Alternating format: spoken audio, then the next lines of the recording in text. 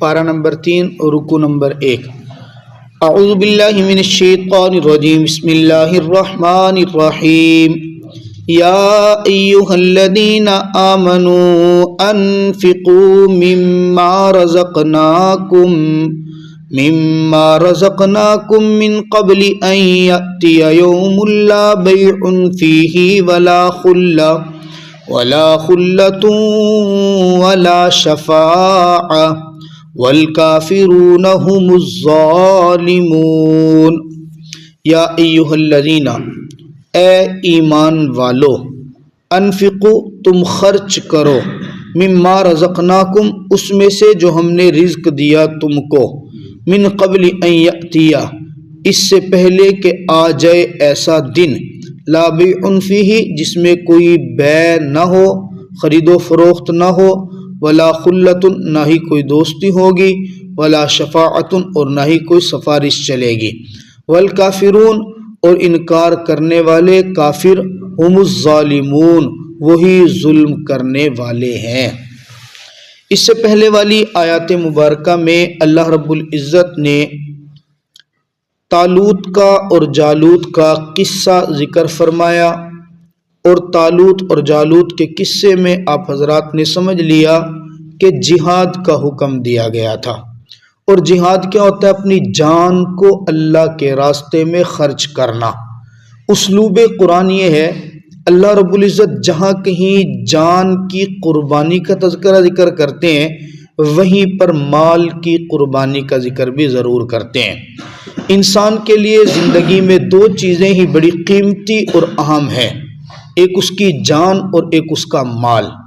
عموماً انسان ان دونوں چیزوں کی حفاظت بڑی شدت کے ساتھ کرتا ہے، اور اللہ تعالیٰ انہی دو چیزوں کو اپنی راہ میں قربان کرنے کا حکم دیتے ہیں کہ جو تمہارے نزدیک سب سے زیادہ قیمتی ہے نا، وہ میرے راستے میں قربان تم کر کے دیکھو، پھر اس کے اوپر میری طرف سے آنے والے ثمرات بھی تم اپنی آنکھوں سے دیکھو گے۔ اللہ رب العزت ایک دوسرا اسلوب بھی قرآن پاک میں ذکر کرتے ہیں، جہاں خالصتاً ایمان کا ذکر کریں گے نا، وہاں انفاق کا ذکر بھی کریں گے۔ ایمان کے ساتھ انفاق لازمی ہے۔ انفاق اللہ کے راستے میں خرچ کرنا، ہو مومن اور سخی نہ ہو، یہ ممکن نہیں ہے۔ جتنا ایمان بڑھتا ہے، اللہ اتنا ہی دل کے اندر سخاوت کے اثرات اور ثمرات بڑھاتے ہیں۔ اب یہاں پر بھی اللہ رب العزت پہلے ایمان کو ذکر کر رہے ہیں، پھر انفاق کو۔ یا ایھا الذین آمنوا انفقوا، اے ایمان والو خرچ کرو۔ اب خرچ کس میں سے کرنا ہے؟ اب رزق اللہ نے ہمیں دیا، اللہ اشارہ کر کے کہہ رہے ہیں تم نے پلے سے تو کچھ نہیں دینا، مما رزقناکم، جو ہم نے تمہیں دیا اس میں سے تم ہمارے راستے میں دے دو۔ مما رزقناکم، اللہ یوں بھی تو کہہ سکتے تھے جو تمہاری جیب میں ہے نا اس میں سے خرچ کرو، جو تمہارے اکاؤنٹ کے اندر ہے نا اس میں سے خرچ کرو، جو تمہیں سیلری ملتی ہے نا اس میں سے خرچ کرو۔ اللہ فرما رہا ہے وہ جو تمہارے اکاؤنٹ میں ہے، تمہاری جیب میں ہے، تمہاری سیلری ہے، وہ تمہاری نہیں ہے، وہ بھی ہم نے ہی تمہیں دی ہے۔ اب میرے دیے ہوئے میں سے میرے راستے کے اندر تھوڑا سا خرچ کر دو۔ کب خرچ کرو؟ فرمایا اس سے پہلے کہ ایسا دن آ جائے۔ اس زندگی میں دنیا میں ہمیں اگر کوئی کام پڑتا ہے نا، کام نکلوانے کے ہمارے 3 ہی طریقے ہوتے ہیں۔ پہلا طریقہ یوم لا بیع، کوئی چیز خرید و فروخت ہو جاتی ہے، رشوت دے دی، کسی کو خرید لیا، کسی کو بیچ دیا، کوئی نہ کوئی پیسے دے کے گزارا کر لیا۔ دوسرا طریقہ کہ چلے رشوت نہیں دیتے ہیں جناب والا، کیا کرتے ہیں، کوئی دوستی، کوئی تعلق لڑا لیتے ہیں، کوئی تعلق مل گیا، کوئی دوستی مل گئی، اس کو استعمال کر کے گزارا کر لیا۔ وہ بھی نہ چل سکا تو کسی افسر سے جا کے سفارش کروا لی اور اس کی سفارش سے اپنا کام نکلوا لیا۔ اللہ تینوں چیزوں کا راستہ یہاں پہ بند کر رہے ہیں۔ ایک دن ایسا آئے گا کہ جس دن لا بیع فیہ، تم کسی کو خرید بھی نہیں سکو گے، تمہاری اوقات بھی نہیں ہوگی کہ اس دن تم کسی کو خرید سکو، کیونکہ اس دن خریدنے اور بیچنے والا معاملہ ہی ختم ہو جائے گا۔ دوسری بات ولا خلۃ، اس دن کو دوستی اور تعلق بھی کام نہیں آئے گا۔ اللہ واضح فرماتا ہے نا، یوم یفر، میں نے آیت یہ تلاوت نماز میں بھی کی، یوم یفر المرء من اخیہ وامہ وابیہ وصاحبتہ وبنیہ، اس دن باپ بیٹے کا نہیں ہوگا، بیٹا باپ کا نہیں ہوگا، بھائی بھائی کا نہیں ہوگا، ماں بیٹی کی نہیں ہوگی، بیوی خامند کا نہیں سوچے گی اور خامند بیوی کا نہیں سوچے گا۔ اس دن کوئی دوستی نہیں، کوئی تعلق نہیں، کام آئے گا تو وہ جو آج اس دنیا میں اپنے ہاتھ سے کر جائیں گے۔ ولا شفاعتن، اور نہ ہی اس دن کسی قسم کی کوئی سفارش چلے گی، اللہ کے سامنے کسی کی سفارش نہیں چلے گی۔ اب یہاں پہ ایک اشکال ہو سکتا ہے، اللہ رب العزت تو خود فرماتے ہیں تم بچے کو حافظ قرآن بناؤ تو وہ کیا کرے گا؟ 10 بندوں کی سفارش کرے گا۔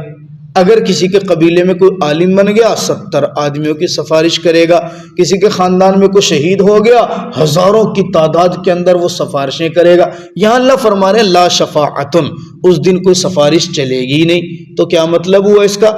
فرمایا اس سفارش سے مراد یہ ہے کہ ہر بندے کو وہاں سفارش کرنے کا حق نہیں ہے، جس کو اللہ چاہے گا اس کو سفارش کی اجازت دے گا، اور اللہ کس کو چاہے گا؟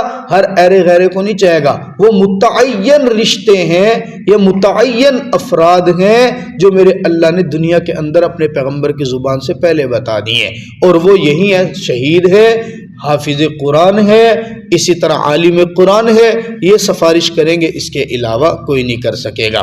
والکافرون هم الظالمون، اور کافر وہ ظالم ہیں۔ یہاں کافر سے مراد عقیدے کا کافر نہیں ہے، یہاں کافر سے مراد زکوٰۃ کا انکار کرنے والا ہے، یہاں کافر سے مراد صدقے کا انکار کرنے والا ہے، یہاں کافر سے مراد اللہ کے راستے میں خرچ کرنے کا انکار کرنے والا ہے۔ یہ لوگ بڑے ظالم ہیں۔ اچھا، انکار کرنے والا جو ہوتا ہے نا، وہ اس کو ظالم کیوں بتایا؟ بعض لوگ صرف انکار کرتے ہیں اور بعض لوگ انکار کرنے کے ساتھ استہزاء کرتے ہیں۔ انکار کے ساتھ استہزاء یہ اس سے بڑی بری بات ہے۔ انکار کے ساتھ استہزاء کیا ہے؟ اللہ کے نام پہ کسی نے طلب کیا نا، ایک تو وہ ہے جو کہتا ہے یار ابھی گنجائش نہیں ہے، میں پھر کبھی کر لوں گا، یہ پھر بھی کچھ اچھا ہے، اور ایک وہ ہے کہ جس سے اللہ کے نام پہ طلب کیا گیا یار اللہ کے نام پہ دو فلاں کام کرنا ہے، اور وہ آگے سے کہتا تم نے تو ہیلا بنایا ہوا ہے یار،